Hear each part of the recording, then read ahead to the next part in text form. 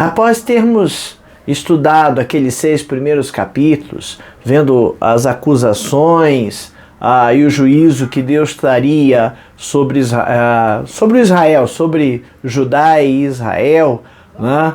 O comissionamento e a visão de Isaías no capítulo 6, aí depois do capítulo 7 até o 12, em que a gente vê o livro do Emanuel, as promessas, a promessa do Messias e da implantação do reino de Deus. Agora nós chegamos a uma parte que começa no capítulo 3 e vai terminar lá pelo capítulo 23. E essa parte do 13 ao 23, existem várias profecias contra diversas nações. Nações que ao longo do tempo se levantaram contra Israel, ou ameaçaram Israel, o Judá, né? o Israel de Deus. Né? O Messias veio da raiz de Judá. Mas profecias contra aqueles que intentaram contra os escolhidos do Senhor, de várias nações do mundo. E talvez, e nosso autor sugere isso, talvez a frase que sintetize isso da melhor maneira possível é que Deus é o Senhor sobre todos. Sobre todos aqueles que querem e aqueles que não querem, acham que Deus não existe, ou enfim, sobre todos Deus é Senhor e Ele julgará todos os povos com sua mão de poder. Né? Esses capítulos do 13 ao 23 vão apresentar os planos de Deus com relação a esses outros povos, todos os povos do mundo antigo, da época dos reinos de Israel. Né? E Deus vai punir essas nações de várias formas. Né? O pecado, vai julgar o pecado, punir o pecado, julgar as nações, e são nações que geralmente são arrogantes, têm poderio e querem se impor sobre o Israel de Deus das diversas formas. Né? E aí aqui a gente vê a sentença contra, vai aparecer bastante esse termo, sentença contra a Babilônia, a Síria, a Filístia, Damasco e outras nações que vão aparecer, ou nações e cidades que vão aparecer aí, tá? A palavra sentença, foi traduzida como sentença, é macha, né? E significa carga, fardo, peso, aquilo que é carregado ou trazido. Ou seja, o que Deus vai fazer com que estas nações carreguem, o peso que elas vão ter pelo seu pecado, por ter intentado contra os escolhidos de Deus. Né? Veja que também é um peso muito grande para Jeremias, que tem que se levantar, para Isaías, que tem que se levantar e falar contra estas nações. Aliás, esse era, como eu falei, o ofício do profeta. O profeta geralmente, o profetismo no Velho Testamento aconteceu sobretudo em reinados que não faziam a vontade de Deus. E Deus precisava alertar o povo e o rei das coisas erradas que estavam fazendo, e Deus precisava dizer para aquele povo, aquele rei, como ele as castigaria, ou ele os castigaria. Né? Então veja que o profeta não vai trazer uma palavra agradável, o profeta vai trazer uma palavra pesada, e para ele é extremamente complicado falar contra o rei, falar contra a nação ou falar contra outras nações, porque ele não tem uma palavra agradável. Eu não sei se você já ouviu algum pregador que só prega dando chibatada, dando chicotada, mas fala de coisas que o povo está fazendo e que não agradam a Deus, e pisa no calo, né? E vai ali na ferida e chama a atenção do povo daquelas coisas. Né? Essa expressão de carregar fardo pesado, Jeremias também usou, né? Por isso que eu confundi com Jeremias quando eu falei, mas Jeremias também usou lá em Jeremias 23:33, quando Quando, pois, esse povo te perguntar qual é a sentença pesada do Senhor, então lhe dirás: vós sois o peso, eu vos arrojarei, diz o Senhor. Perceba que cuidado, né? Ao imaginar, a gente percebe que o pecado para Deus é algo pesado. Não pesado que ele não possa carregar, claro que ele pode, mas é pesaroso, é algo que é desagradável. Você já se imaginou, já viveu situações em que você tinha que conviver com alguma coisa, mas aquela coisa era pesada, uma pessoa complicada de se lidar, ou alguma situação complicada, e aquilo, a situação que te envolvia tornava aquilo extremamente desagradável ao ponto de você sentir um peso naquilo ali. Então é isso que Deus está falando, a sentença, o pecado do povo, os povos que estão se levantando contra Israel. Isso tudo é pesado nesse sentido para Deus, né? E ele vai pesar. A sentença de Deus vai ser um peso sobre essas nações que ameaçam o Israel de Deus, né? Misericórdia.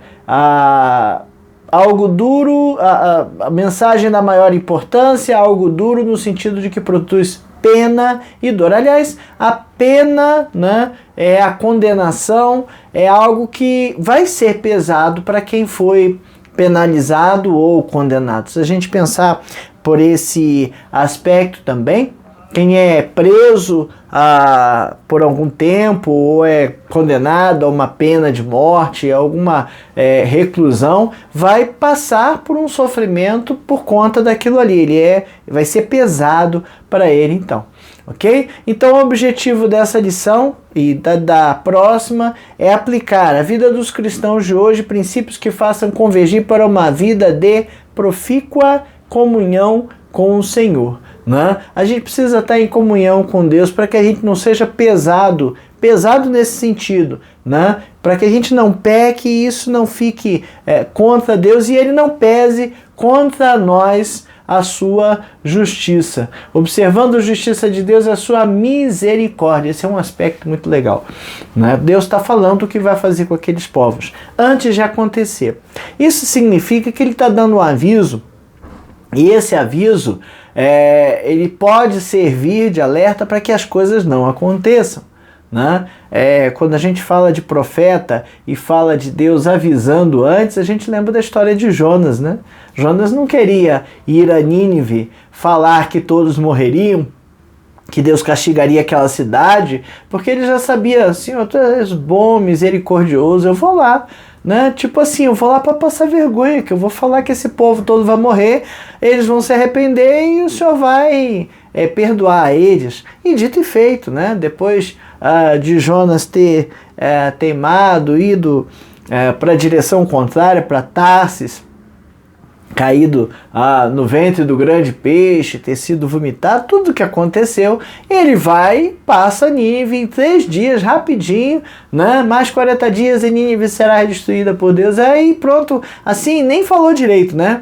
E o povo foi e se arrependeu, porque essa é a misericórdia de Deus. Deus nos avisa, olha, Deus nos avisa, Ele é misericordioso para conosco. Ele nos dá oportunidade de nos arrepender e de consertar as coisas. Mas o povo, no seu orgulho, nós, muitas vezes, pecadores do nosso orgulho, não damos bola para Deus e não acertamos as nossas vidas. Misericórdia. Que Deus tenha misericórdia de nós. Bom, essa é a lição de número 4 da revista Palavra e Vida, edição número 84. A revista Palavra e Vida é editada pela Convenção Batista Fluminense. Tem uma versão dela em PDF lá disponível em batistasfluminense.org.br. Você pode acessar lá, Palavra e Vida, batistasfluminense.org.br, e baixar a revista em PDF e acompanhar os estudos aqui conosco, ok? Essa revista de número 84 tem por tema Isaías, o Evangelho do Antigo Testamento, e foi escrito pelo pastor Fábio Martins. Nossa lição, como eu falei, vai começar um trecho, então é uma parte de uma lição um pouco maior, vai continuar na próxima lição, por isso ela chama Juízo e Condenação, parte 1, né? E fala sobre os capítulos 13 a 16 de Isaías. Como já falei nos outros vídeos, o texto é denso, não dá para ler todo o texto. Eu vou ler trechos ao longo do vídeo, mas é importante você parar o vídeo e ler todos esses 4 capítulos, o 13, 14, o 15 e o 16, ok? E também não se espante muito, porque a linguagem é uma linguagem complicada. Como é uma profecia, é uma linguagem simbólica, algumas coisas não vão fazer sentido, mas é bom ler e depois estudar. E se você quiser estudar mais profundamente, aí você pode recorrer a outros textos, a outros estudos. Cada capítulo desse, cada profecia dessa, dá margem a muitos estudos, porque ela é bastante simbólica, né? E isso faz com que o entendimento aprofundado do texto realmente seja extremamente complicado. Alguns textos na Bíblia são realmente muito complicados ou muito densos para a gente entender, né? Os profetas, de modo geral, os profetas e o Apocalipse são textos assim complicadíssimos de se entender, por conta da simbologia, por conta da linguagem, e aí você tem que olhar o contexto onde ele foi escrito, como ele foi escrito, por que ele foi escrito, ok? Mas vamos lá, olhando um pouquinho desses textos aí, de 13 a 16, o primeiro tópico vem falar que a Babilônia e a sua queda inevitável. Babilônia é a primeira nação que aparece na lista de profecias contra as nações. E nosso comentarista aqui chama a atenção de um fato extremamente interessante. Quem estava ameaçando Judá naquele tempo, e Israel também e outras nações, era a Assíria, não era a Babilônia. Então, talvez não fizesse muito sentido, num primeiro momento, ver por que a Babilônia, que não era uma grande potência ainda naquele tempo, é a primeira pela qual o profeta vai falar, ok? Então, no primeiro momento, parece não fazer muito sentido, mas talvez o profeta já tenha visto, já tenha enxergado uma visão do que aconteceria, do que estava por vir, né? E isso às vezes não é tão estranho nos dias de hoje. Às vezes a gente olha a situação e enxerga, vai acontecer isso. Não tem nada de delineando, mas eu estou vendo que aquilo vai acontecer e aquele vai ser um desdobramento. E Deus nos faz, às vezes, perceber que este é o caminho que vai acontecer.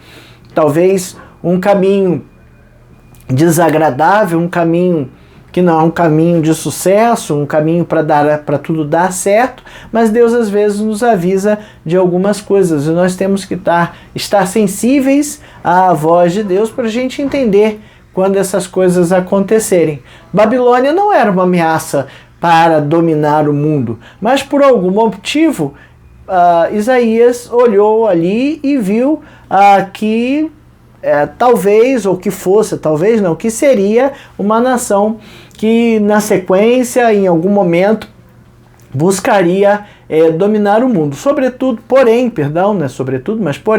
tem talvez um outro significado maior advindo do nome Babilônia. Babilônia vem da palavra Babel em hebraico. Aí quando a gente fala de Babel, você já lembra da Torre de Babel, a confusão que Deus fez entre os homens por conta do seu pecado, né? Gênesis 10, do 8 a 10, é o primeiro texto da Bíblia que cita Babel. E aí a gente está ainda na genealogia de Noé, nos descendentes de Noé. Gênesis 10, de 8 a 10, Cush gerou Nimrod, o qual começou a ser poderoso na terra. Foi valente caçador diante do Senhor, daí dizer-se como Nimrod, poderoso caçador diante do Senhor.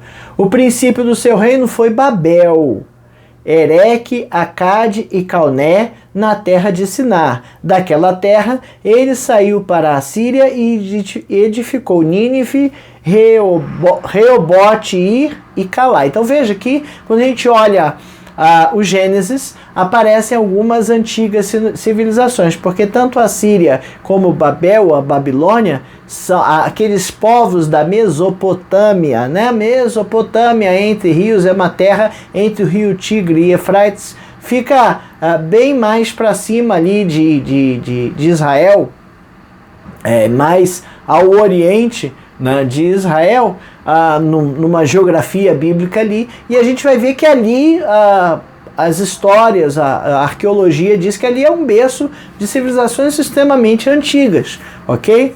Que faz todo sentido com Gênesis. Então Babel localiza-se por ali, a Babilônia localizou-se por ali. Quando a gente chega em Gênesis 11, de 1 a 9, a gente vai ver a Torre de Babel. Ora, em toda a terra havia apenas uma linguagem e uma só maneira de falar. Sucedeu que, partindo eles do Oriente, deram com uma planície na terra de Sinar e habitaram ali. E disseram uns aos outros: vinde, façamos tijolos e queimemo-los bem. Os tijolos serviram-lhe de pedra e o betume de argamassa. Disseram: vinde, edifiquemos para nós uma cidade e uma torre cujo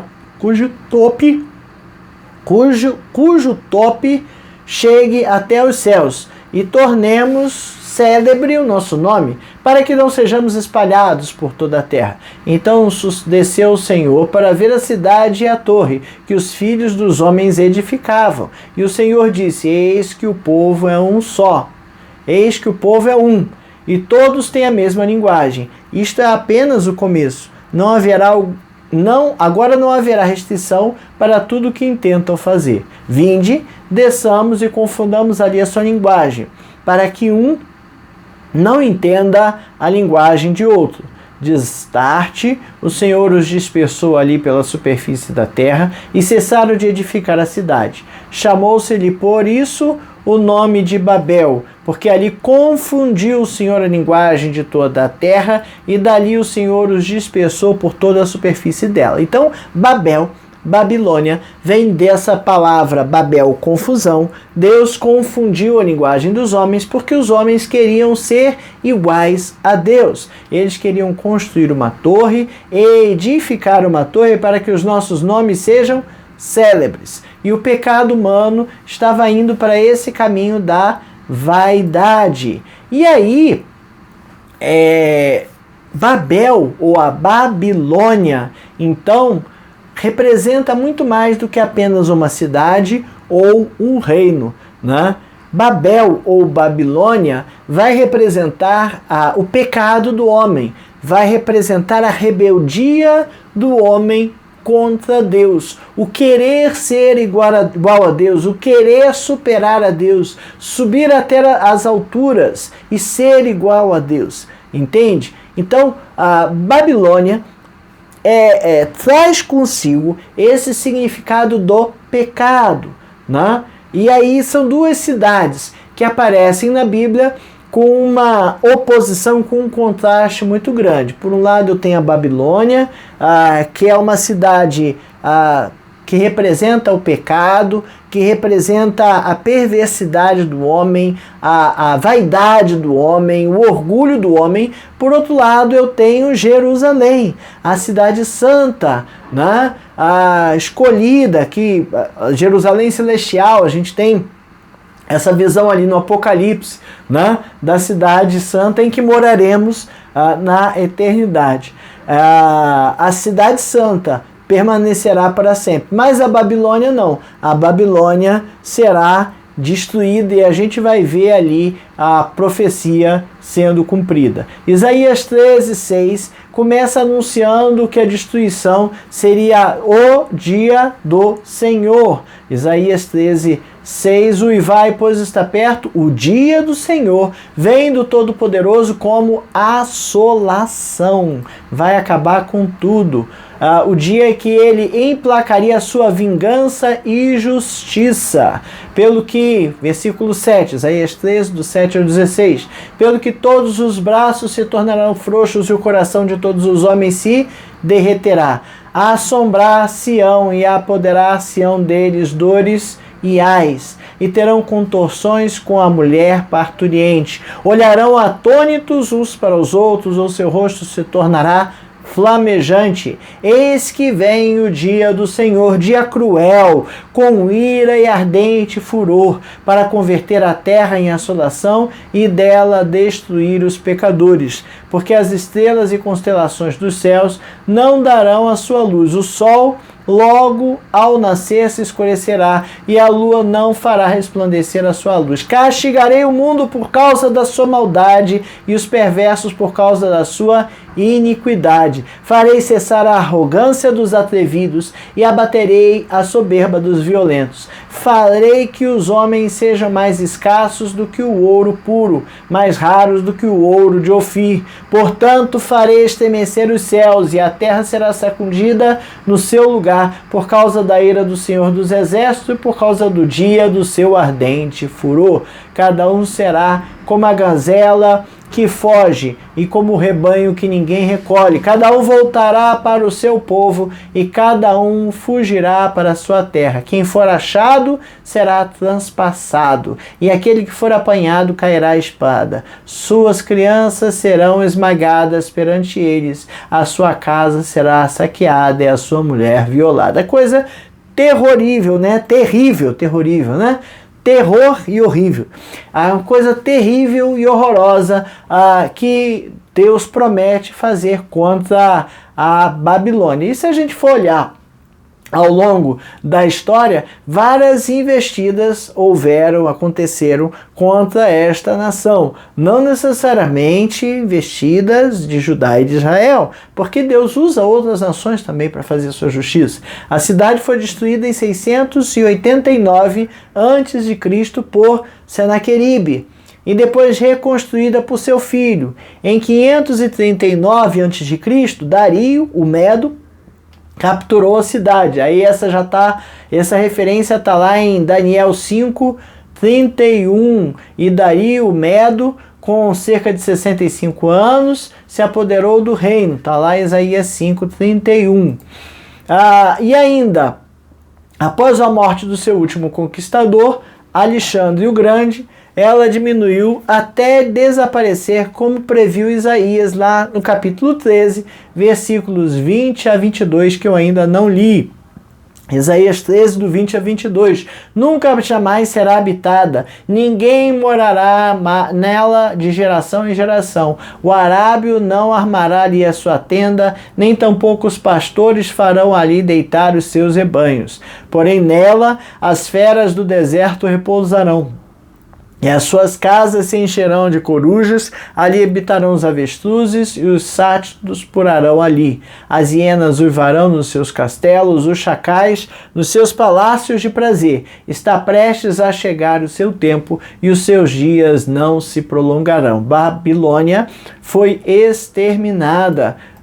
Então, aqui em 539 a.C., né, o Alexandre o Grande tomou, aliás, em 539 a.C. foi Dario. Depois o Alexandre Grande tomou e o fez reduzir até apagar, né? E aí se procede no capítulo 14, do 13 ao 21, um hino triunfal entoado contra a Babilônia, por conta da guerra da Babilônia.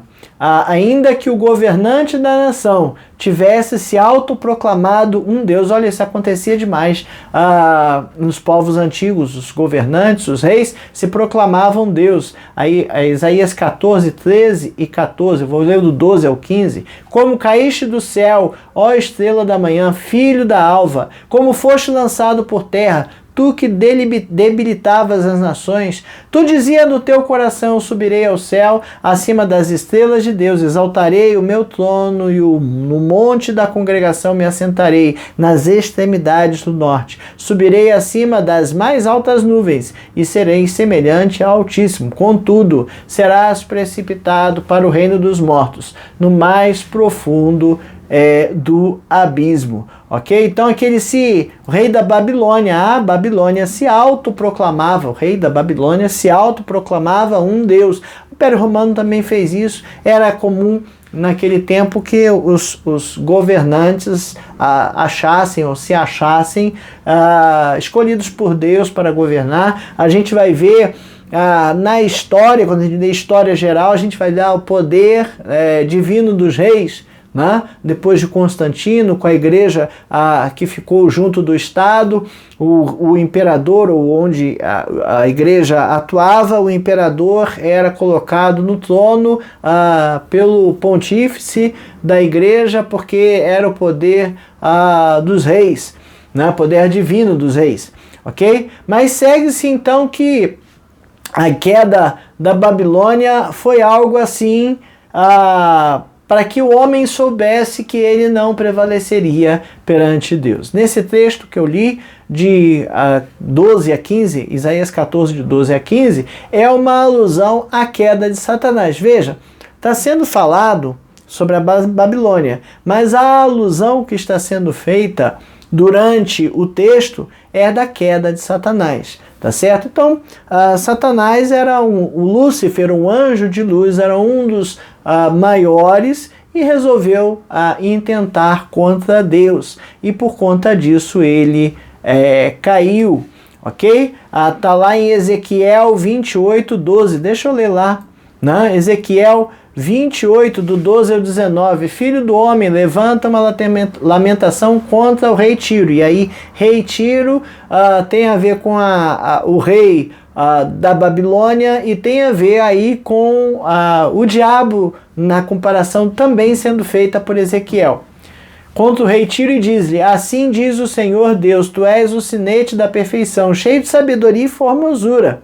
Estavas no Éden, jardim de Deus, de todas as pedras preciosas te cobrias, o sardio, o topázio, o diamante, o berílio, o ônix, o jaspe, a safira, o carbúnculo e a esmeralda. De ouro se te fizeram os engastes e ornamentos. No dia em que fostes criado, foram eles preparados. Tu eras um querubim da guarda ungido, e te estabeleci. Permanecias no monte santo de Deus, no brilho das pedras andavas. Perfeito eras nos teus caminhos, desde o dia que foste criado, até que se achou iniquidade em ti. Na multiplicação do teu comércio, se encheu o teu interior de violência e pecaste, pelo que te lançarei profanado fora do monte de Deus e te farei perecer. Ó querubim da guarda, em meio ao brilho das pedras, elevou-se o teu coração por causa da tua formosura, corrompeste a tua sabedoria por causa do teu resplendor. Lancei-te por terra diante dos reis, te pus para que te contemplem. Pela multidão das tuas iniquidades, pela injustiça do teu comércio, profanaste os teus santuários. Eu, pois, fiz sair do meio de ti um fogo que te consumiu e te reduzi a cinza sobre a terra, aos olhos de todos os que contemplam. Todos os que te conhecem entre os povos estão espantados de ti. Vens a ser objeto de espanto e jamais subsistirás. Então você vê que há sim um paralelo da história contada em Ezequias capítulo 28, do 12 ao 19, com essa narrativa que Isaías, no capítulo 14, do 12 ao 15, vai fazer da Babilônia, ou do rei da Babilônia, com a história do diabo, ok? Da queda do diabo. Mas, né, a Vulgata traduziu a estrela da manhã por Lúcifer. Então, na tradução Vulgata, quando o versículo 12 ali de Isaías 14 fala és as estrela da manhã, traduziu por Lúcifer, que é anjo de luz, né? e veio depois ser aplicado a Satanás. Então esse nome, o nome do diabo, aparece 18 vezes no Antigo Testamento, 35 vezes no Novo Testamento.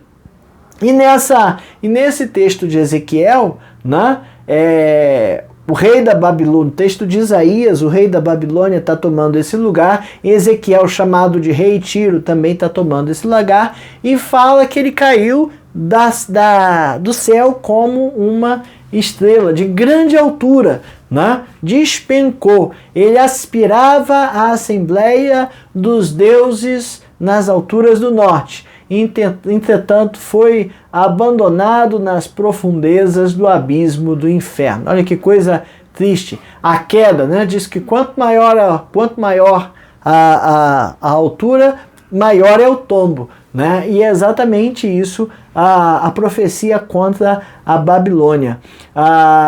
Isaías não viu só a derrota de um império que poderia no futuro ameaçar os outros impérios, mas havia ali arrogância, havia ali pecado, e o que Isaías enxergou foi a vitória, né, de Deus contra Satanás. Na queda do rei da Babilônia, na queda da Babilônia, Isaías enxergou a vitória de Deus contra o príncipe desse mundo. Teve lá a alusão de todos os reinos do mundo, Mateus 4, 8,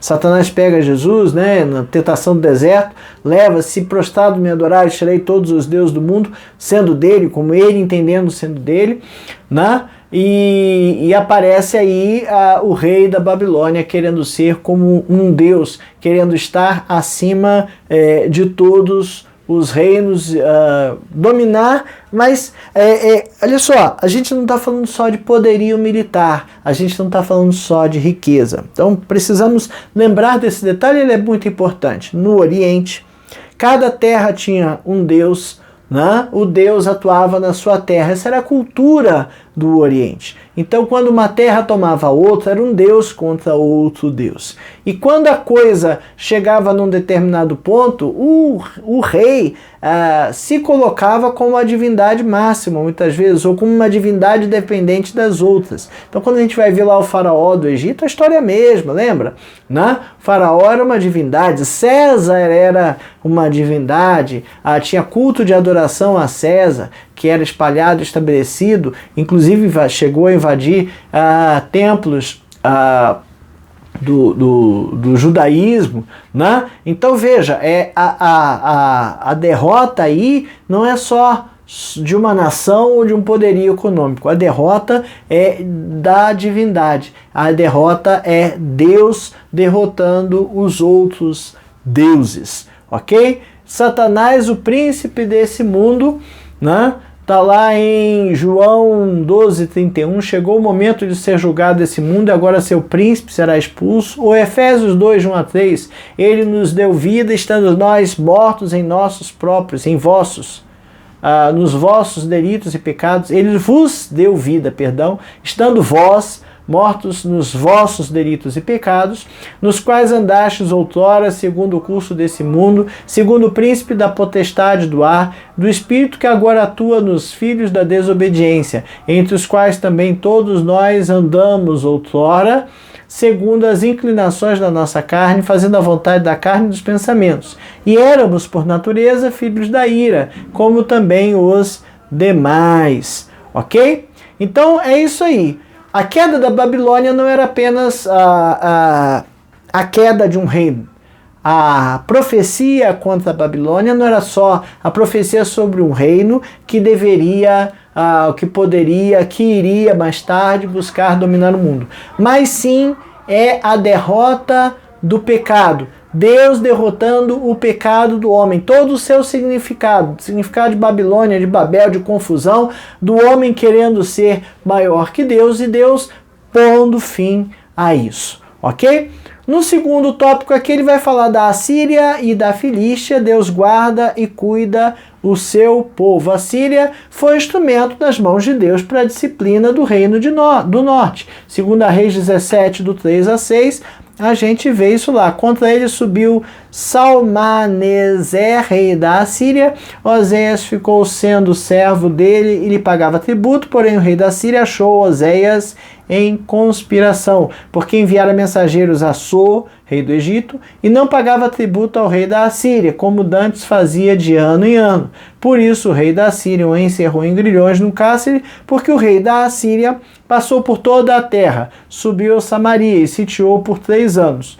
No ano 9 de Oséias, o rei da Síria tomou a Samaria e transportou a Israel para a Síria, e os fez habitar em Ala, junto a Bor, e o rio Gozã, nas cidades dos Medos. E aí a gente vai ver que o rei da Assíria vai encher a Samaria de povos de outras terras. Ali vai se tornar uma confusão de culturas, idolatrias, né? De tal maneira que mais tarde, quando os judeus voltam para sua terra, os samaritanos, quem está em Samaria, acaba sendo odiado porque é um povo idólatra, é um povo miscigenado, é um povo que foi inserido ali na terra para tirar a identidade da terra. Aliás, essa era a estratégia da Síria naquele tempo. Ele ocupava e misturava, né? Mais tarde a gente vai ver que os persas tomam o poder e o jeito, né? A estratégia dos persas é manter cada um com sua cultura no seu lugar,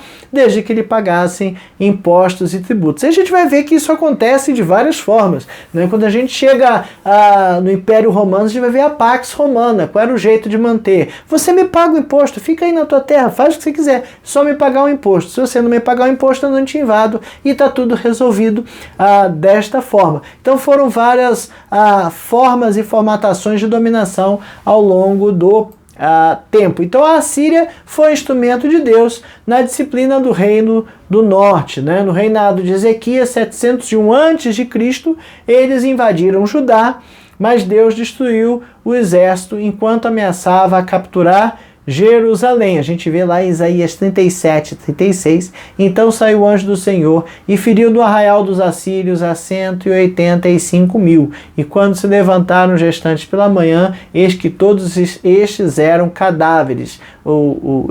Jerusalém não teve que batalhar. Deus simplesmente matou todo mundo, feriu 185.000 à noite enquanto dormia. Né? Então a Jerusalém não chegou a ser destruída, pelo menos não nessa época, e o Senhor a preservou. A intenção frustrada da Assíria contrasta com o plano bem sucedido do Senhor. Lá em Isaías 10, 7, a gente vê: ela porém assim não pensa, seu coração não entende assim, antes intenta consigo mesmo destruir e desarraigar não poucas nações. Então Isaías capítulo 10, versículo 7 vai falar que a intenção da Assíria era tomar tudo, né? Mas Deus não deixou. E Isaías 14, 24 a 27, jurou o Senhor dos Exércitos, dizendo: como pensei, assim sucederá, e como determinei, assim se efetuará. Quebrantarei a Síria na minha terra, e nas minhas montanhas a pisarei, para que o seu jugo se aparte de Israel, que a sua carga se desvie dos ombros deste. Este é o desígnio que se formou concernente a toda a terra. E esta é a mão que está estendida sobre todas as nações, porque o Senhor dos Exércitos determinou.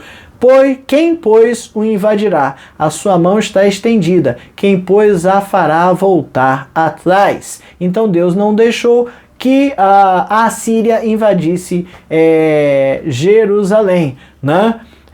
Eles foram usados por Deus para disciplinar Judá, né? Seriam disciplinados nos montes de Judá, 14 do 24 ao 27, que eu li para vocês. O cuidado de Deus para com o seu povo permaneceu quando a Filístia se alegrou com a morte de Acaz. Olha só, Isaías 14, 29, né? Não te alegres tu, toda Filístia, por estar quebrada a vara que te feria, porque da estirpe da cobra sairá uma áspide, o seu furor será uma serpente voadora. Acaz escravizou, dominou os filisteus, né? Eles achavam que a morte de Acaz traria libertação da dominação judaica, né? Mas Deus continuou a proteger a nação. Asdod, a cidade filisteia e Judá se revoltarão contra a Síria, mas em 711 a.C., apenas 4 anos após esse oráculo, essa profecia, a Síria derrotou Asdod e fez dela uma província assíria. Isso aconteceu sob o governante Assíria Sargão II, 722 a 705.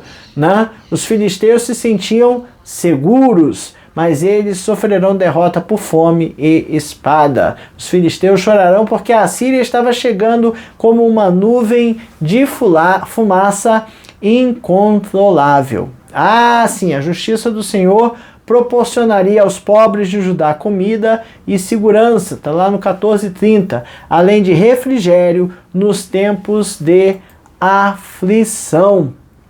Na 14:28 a 32, olha, no ano que morreu o rei Acais, foi pronunciada essa sentença: não te alegres tu, toda a Filístia, por estar quebrada a vara que te feria, porque da estirpe da cobra sairá uma áspide, o seu fruto será uma semente voadora, os primogênitos dos pobres serão apacentados, os necessitados se deitarão seguros, mas farei morrer de fome a tua raiz, e serão destruídos os teus sobreviventes. Uiva, ó porta, grita, ó cidade, tu, ó Filístia toda, treme, porque do norte vem fumaça, e ninguém há que se afaste das fileiras. Quem se responderá, pois, aos mensageiros dos gentios, que o Senhor fundou a Sião, e nela encontram refúgio os aflitos do seu povo. Então, os pobres e aflitos, Deus dava socorro em Sião.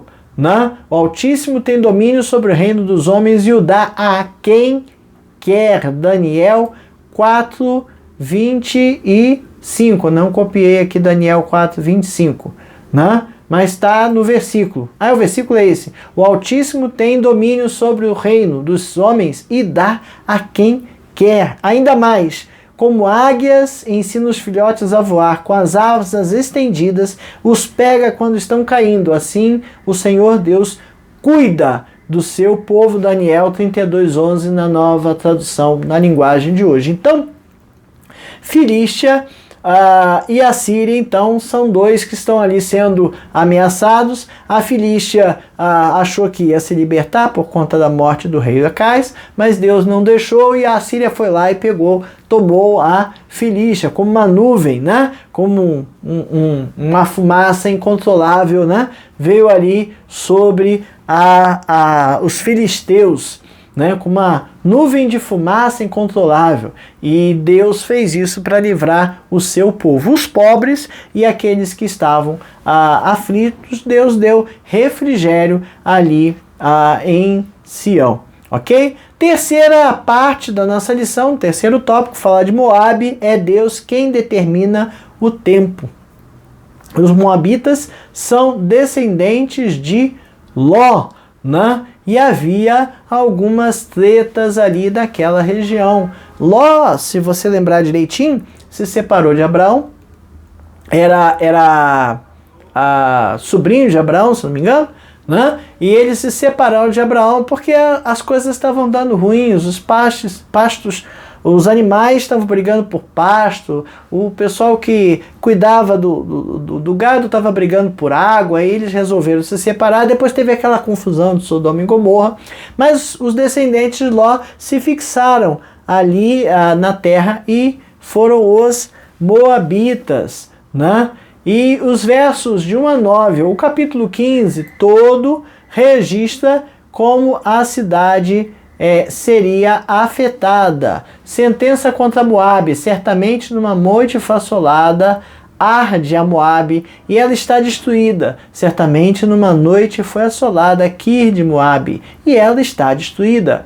Sobe-se ao templo e a Dibon, aos altos para chorar. Nos montes Nebo e Medeba lamenta Moabe.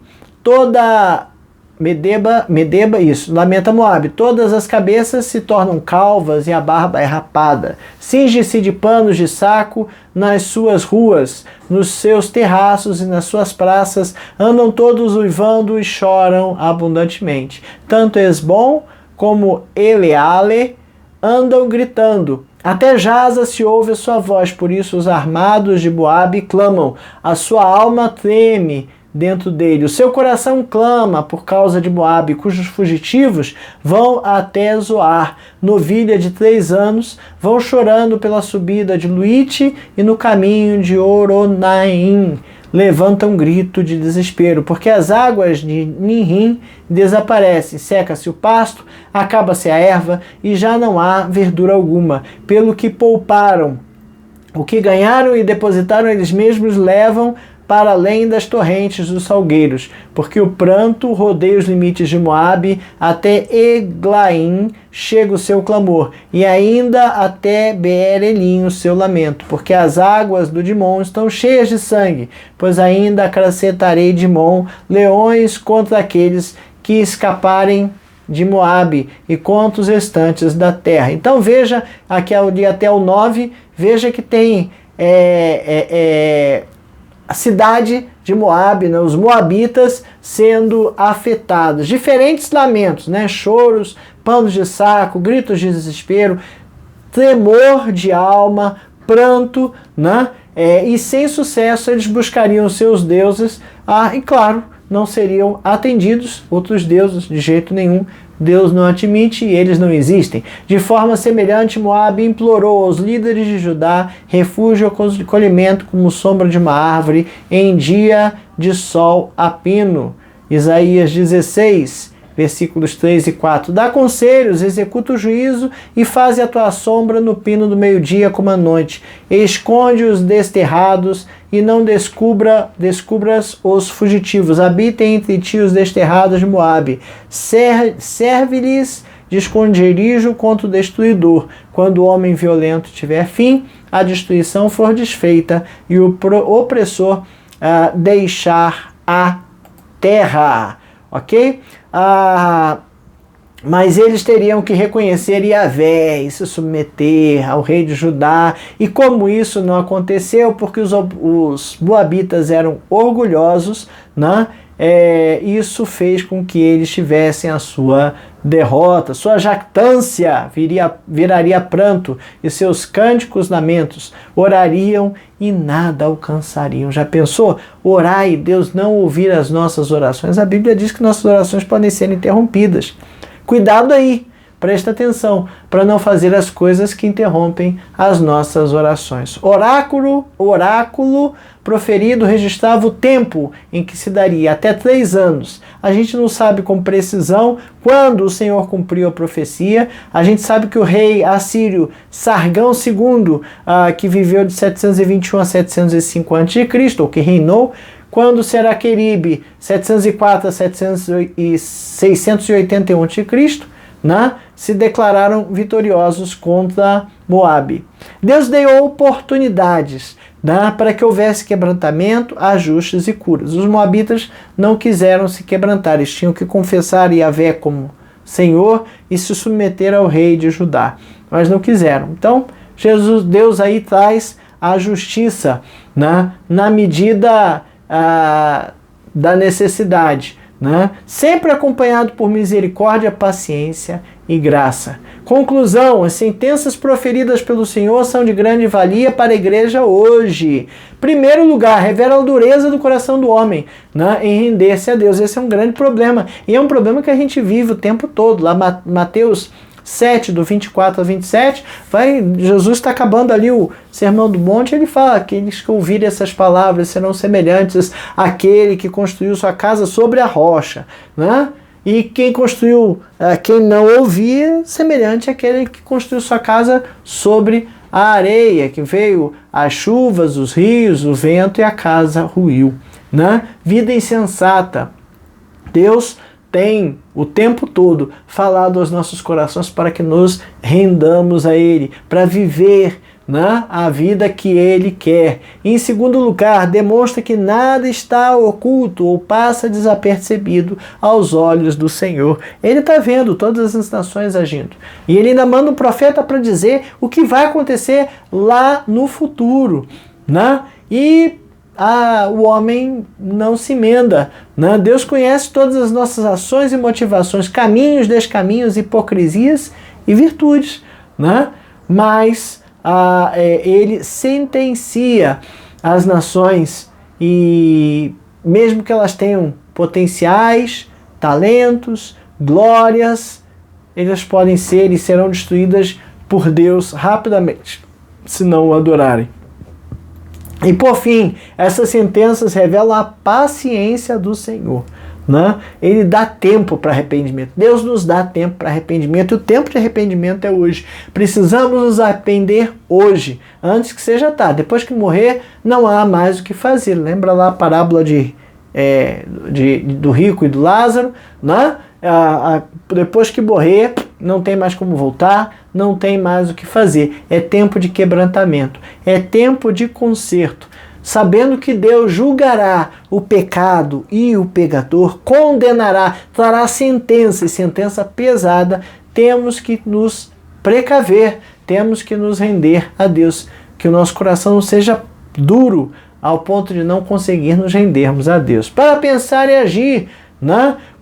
De que maneira o estudo da palavra de Deus, de que maneira o estudo da palavra de Deus, uma vida de oração e comunhão genuína entre os irmãos, pode contribuir para que o homem permaneça na fé e em pé. Precisamos estar no meio, precisamos estar em coinonia, em comunhão, trocando ideias, trocando experiências, né? E se você não tem experiências, peça a Deus que Ele a dá. Você vai ouvir dos outros e vai pedir, e Ele vai dar experiências pessoais com Deus. Você precisa ter uma experiência pessoal com Deus. Você consegue identificar o cuidado de Deus na sua vida? Olha direitinho, Ele com certeza está demonstrando amor e zelo em vários aspectos, em vários pontos da sua vida, né? Na sua opinião, por que as pessoas são reticentes para implementar mudanças significativas em suas vidas? Não sei, comodidade, arrogância, autossuficiência, sei lá. Deus tenha misericórdia de nós, que a gente consiga entender as mudanças necessárias, ouvir as profecias, ouvir as oportunidades, ver as oportunidades de arrependimento, que consigamos e possamos nos arrepender de nossos pecados e nos consertar, nos endireitar, para que possamos fazer a vontade de Deus. Amém?